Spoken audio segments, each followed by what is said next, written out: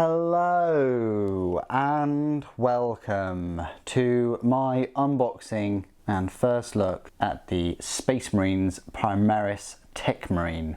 It's arrived, finally. Primaris have a Techmarine, they know how to fix stuff. This box set will set you back £23.50. It's a far cry from the Legacy Space Marine Techmarine for £13.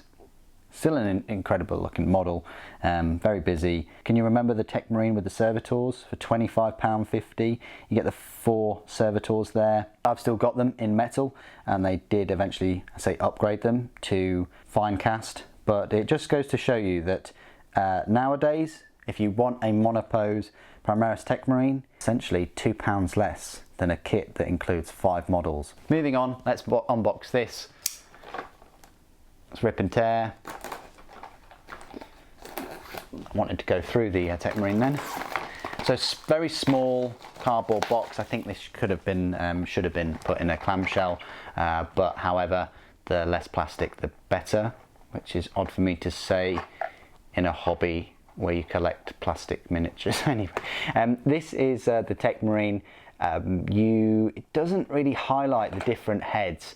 You've got this head here with the arm outstretched, and then you've got this one with a helmetless head and a grav pistol. I'm going to go for the helmet with the grav pistol. It's nice that if you were to get a second one, you could have him with the helmet off and without the grav pistol there. An interesting note is I think you're going to get 2 different pistol holsters, because that one doesn't show a pistol in there, whereas this one does. So that's another nice little feature. On top of that, I would have also liked, for this price, you know, this price is kind of almost what you were paying for box sets of minis, of 10 minis, not that long ago.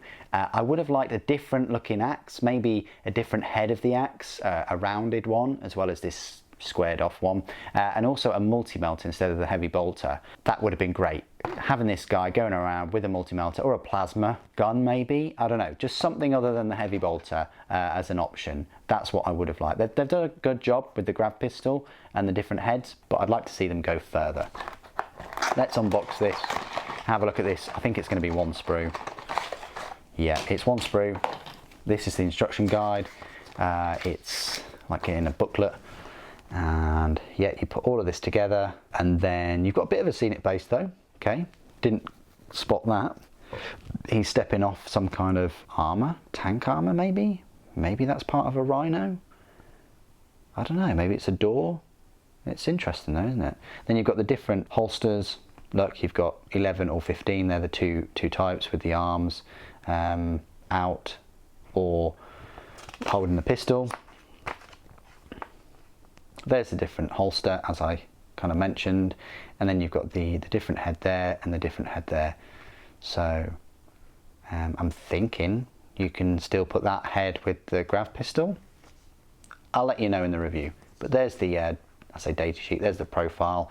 Lots of weapons and things going on. Weapons for Games Workshop to track. They've got plenty of space there though for these single miniatures. Even if they had, 10 different weapons, which is very rare anyway, they can fit them all in. I suppose that's one bonus. But yeah, gone are the full rules, gone are the paint guides. You don't get any paint guides and things. It's just at this little link here that says citadelcolor.com.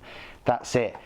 Yeah, paint guides are nice, they're a bonus. I would have liked to have seen some kind of colour guides, because that always advertised the different paints. For me it did, at least. I'd look at the back of the box, see, oh right, they've used this particular paint. Well, I don't have that in my collection. I'll pick up that paint while I'm in the shop getting this model. You see? And also rules, you're paying £23.50 for a single plastic mini. I'm like a dog with a bone with this one. The full rules, or at least a code to get the rules off the app for free, should be the bare minimum, in my opinion. Now that codexes are this £30 standard price, such as the Necron codex that came out, which is the same number of pages as the previous one. Anyway, enough about me going on about the prices. You do get a massive transfer sheet. This is the biggest transfer sheet in existence. So just go steady with this one. This is 3 years old though. It's an Ultramarines Primaris character transfer sheet. Came out about the time of the Dark Imperium box set. Then this is the sprue. Quite a medium-sized sprue. It's not small, like that big, and it's also not you know, huge. It's a medium-sized one. There's lots of parts on here. They've done a good job not having too many gaps. You've got the legs, which are very nicely detailed there. You've got this servo arm kind of claw mechadendrite thing.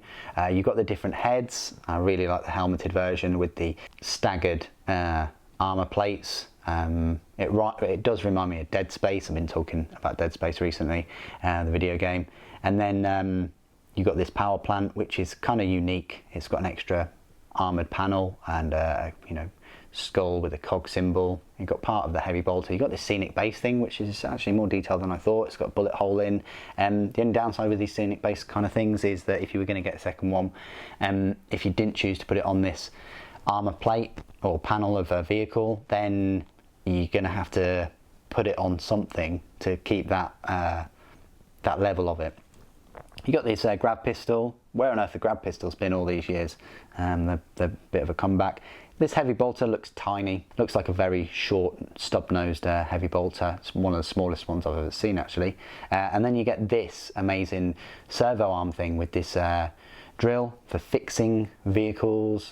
This omniscient axe, I want to call it, looks incredible. I do like the detail on there. He's got a bionic hand, so that's a nice feature. And then these things that go on the, and then these I think go on the power plant too.